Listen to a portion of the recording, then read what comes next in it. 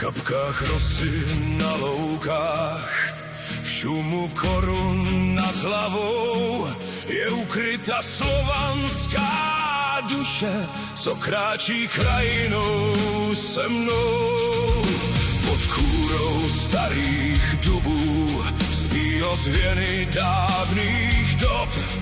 V každém kameni a stezce je kus našich vlastních stop. Nejsou zapsány jen v knihách, ani v prachu kronik starých. Žijí dál v našich srdcích, v písních dávno nedospívaných.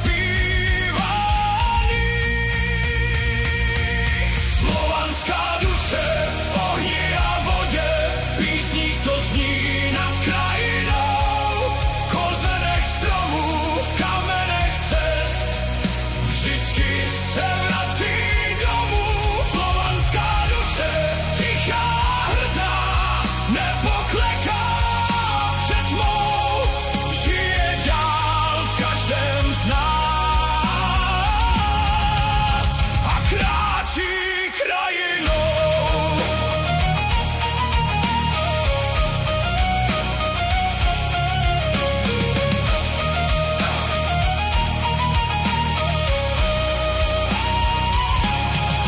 Když se ráno mlha zvedá nad řekou a nad polem, slyším hlasy dávných příběhů, co zůstaly pod nebem. Nevolají po meči v ruce, ani po slávě králů, jen připomínají člověku, odkud přišel a kam kráčí dál. Slovanská duše, ohni a vodě, v písních, co zní nad krajinou, v kořenech stromů, v kamenech cest, vždycky se vrací domů.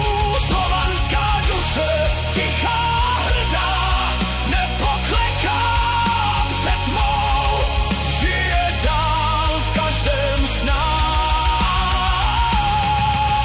a kráčí krajinou.